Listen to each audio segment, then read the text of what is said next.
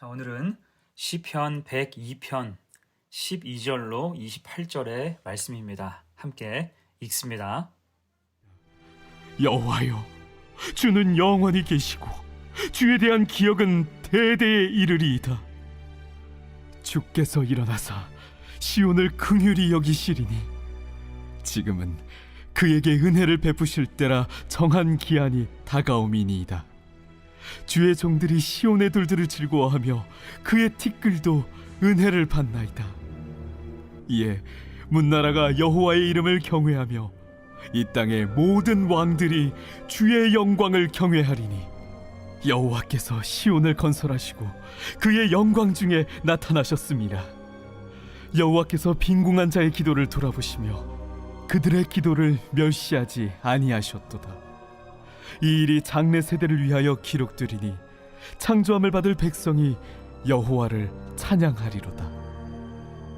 여호와께서 그의 높은 성소에서 굽어보시며 하늘에서 땅을 살펴보셨으니 이는 갇힌 자의 탄식을 들으시며 죽이기로 정한 자를 해방하사 여호와의 이름을 시온에서 그 영예를 예루살렘에서 선포하게 하려 하심이라. 그때에 민족들과 나라들이 함께 모여 여호와를 섬기리로다. 그가 내 힘을 중도에 쇠약하게 하시며 내 날을 짧게 하셨도다. 나의 말이 나의 하나님이여 나의 중년에 나를 데려가지 마옵소서. 주의 연대는 대대에 무궁하니이다. 주께서 옛적에 땅의 기초를 놓으셨사오며 하늘도 주의 손으로 지으신 바니이다. 천지는 없어지려니와 주는 영존하시겠고 그것들은 다 옷같이 낡으리니 의복같이 바꾸시면 바뀌려니와 주는 한결같으시고 주의 연대는 무궁하리이다. 주의 종들의 자손은 항상 안전히 거주하고 그의 후손은 주 앞에 굳게 서리이다 하였도다. 자기 연민의 거절이란 제목으로 말씀 증거합니다. 어제 살펴본 바와 같이 시편 102편의 표제어는 고난당한 자가 마음이 상하여 그의 근심을 여호와 앞에 토로하는 기도입니다. 이 시편을 기록한 시인의 상태가 어떠한지는 그 제목을 통해서도 충분히 짐작할 수 있습니다. 그는 그 자신은 연기와 같고 다 타버린 숫과 같으며 광야에 홀로 있는 올빼미와 부엉이 참새와 같다고 탄식했지요. 하지만 그의 탄식은 단지 신세 타령이 아니었습니다. 그는 그 속에서 믿음에 대한 자기 객관화를 하게 되지요. 겸손하게 죄와 불순종의 문제, 자신과 민족의 문제를 고백했어요. 그러면서 하나님의 긍휼과 은혜를 소망하게 됩니다. 기도의 내용이 바뀌는 거예요. 신세 타령이 아니라 긍휼과 은혜를 구하는 간구가 된 것입니다. 그럴 때 11절까지는 나 혹은 내가라는 단어가 24번 나오는데 그 이후로는 나라는 단어는 단 한 번도 나오지 않습니다. 반면에 여호와라는 단어는 8번이나 나와요. 시인의 시선이 바뀐 것입니다. 자신을 생각할 때는 소망이 전혀 없던 사람이 자기 객관화를 통해서 그 시선을 하나님께 두니 모든 게 달라졌다는 것입니다. 그런 의미에서 오늘 시인이 간구하고 있는 것은 무엇일까요? 두 가지로 생각해 봅니다. 첫 번째, 긍휼을 구해요. 13절입니다. 주께서 일어나사 시온을 긍휼히 여기시리니 지금은 그에게 은혜를 베푸실 때라 정한 기한이 다가옴이니이다. 지금 시인은 시온을 긍휼히 여겨주시기를 기도하고 있습니다. 여기서 시온은 예루살렘을 뜻하지요. 그리고 동시에 정한 기한을 상기하며 호소해요. 곧 시인은 유다 자손들이 바벨론으로 포로되어 갈지라도 70년이 차면 다시 돌아오게 하겠다는 하나님 약속을 붙잡고 기도하고 있는 것입니다. 하나님은 약속을 지키시는 신실하신 하나님이심을 확신하는 거예요. 그럴 때 낙심을 떨쳐내고 비전이 생기죠. 14절로 16절입니다. 주의 종들이 시온의 돌들을 즐거워하며 그의 티끌도 은혜를 받나이다. 이에 문 나라가 여호와 이름을 경외하며 이 땅의 모든 왕들이 주의 영광을 경외하리니 여호와께서 시온을 건설하시고 그의 영광 중에 나타나셨습니다. 아멘. 자, 지금 바벨론에 끌려온 백성들은 무력한 상태였습니다. 그들이 본 예루살렘의 마지막 모습은 14절에서 사용하는 단어인 돌들과 티끌이죠. 다 무너진 거예요. 하지만 그 돌들이 즐거워하고 티끌도 은혜를 받는다고 고백하고 있습니다.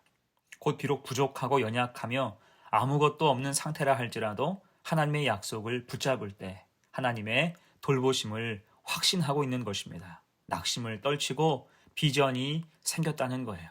그러면서 조국의 회복을 위해서 간절히 기도합니다. 17절, 18절이에요. 여호와께서 빈궁한 자의 기도를 돌아보시며 그들의 기도를 멸시하지 아니하셨도다. 이 일이 장래 세대를 위하여 기록되리니 창조함을 받을 백성이 여호와를 찬양하리로다. 아멘. 우리의 기도는 반드시 응답된다는 거예요. 곧 지금 시인은 당장 빈궁한 자로서 자기 연민에 빠지지 않고 자기 객관화를 통해서 믿음으로 살 때 그런 사람을 멸시하지 않으시는 하나님의 은혜가 모든 것을 회복시키심을 확신하며 간구하는 것입니다. 결국 예루살렘에서 하나님을 찬송하는 소리가 기록될 것이라고 확신하는 거예요. 여러분, 우리도 그렇습니다. 우리가 연약하다면 쉽게는 자기 연민에 빠질 수 있어요. 이때 자기 연민은 낙심으로 가는 고속도로지요. 나는 이것밖에 안 되고 힘도 없고 능력도 없고 하나님도 외면하셨다고 생각하니 갈수록 침체될 수밖에 없는 것입니다. 하지만 그런 상태에서 필요한 것은 자기 연민이 아니라 하나님의 은혜와 긍휼을 간구하는 거예요. 오늘 시인처럼 나는 부족하니 하나님께서 도와주시라고 자신의 죄를 회개하고 자복하며 하나님께 은혜를 구하는 것이 필요합니다. 그게 진짜 믿음이죠. 이런 믿음으로 하나님 앞에 겸손히 긍휼을 구하는 성도가 되시기를 간절히 축원합니다. 아멘. 두 번째예요. 시인의 간구 두 번째, 하나님을 찬송합니다. 19절로 22절입니다. 여호와께서 그의 성소에서 굽어보시며 하늘에서 땅을 살펴보셨으니 이는 갇힌 자의 탄식을 들으시며 죽이기로 정한 자를 해방하사 여호와의 이름을 시온에서 그 영예를 예루살렘에서 선포하게 하려 하심이라. 그때의 민족들과 나라들이 함께 모여 여호와를 섬기리로다. 아멘. 자, 지금 시인은 하나님의 역사하심을 확신하며 찬송하고 있어요. 하나님께서는 성소 높은 곳에서도 굽어보시고 하늘에서도 땅을 살피시는 분이라고 고백하죠. 우리와 전혀 다르다는 거예요. 우리는 이 땅에서 한 치 앞도 내다보지 못한 채 하루하루 아등바등 일희일비하며 살고 있지만 하나님은 무소부재하시고 전능하시다는 것입니다. 그래서 결국 지금의 고난을 넘어 해방의 기쁨, 귀향의 은혜, 성전 재건의 역사를 통해서 하나님은 영광을 받으실 것이라고 찬양하는 거예요.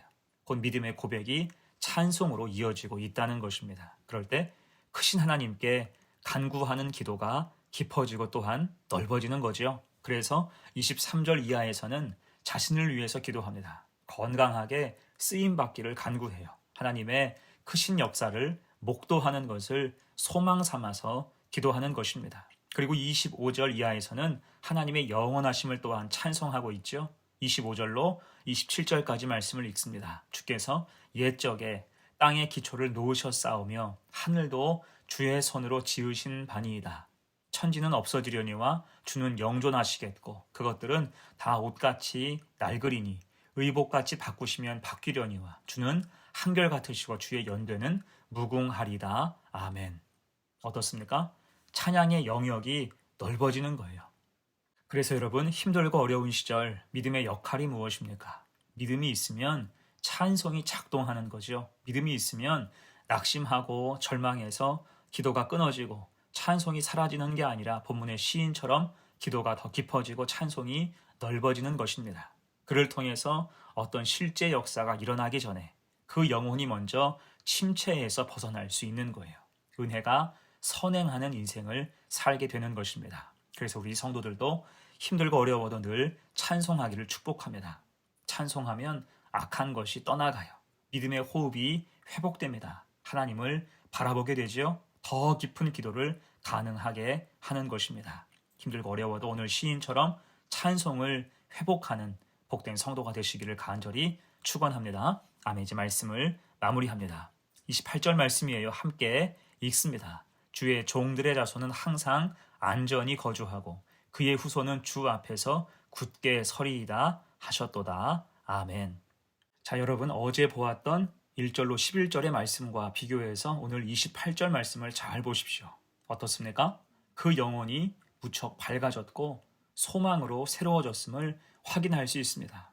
오늘 시인은 자기 연민에 빠진 게 아니라 믿음의 자기 객관화를 통해서 믿음의 질서를 바로 세웠기 때문입니다.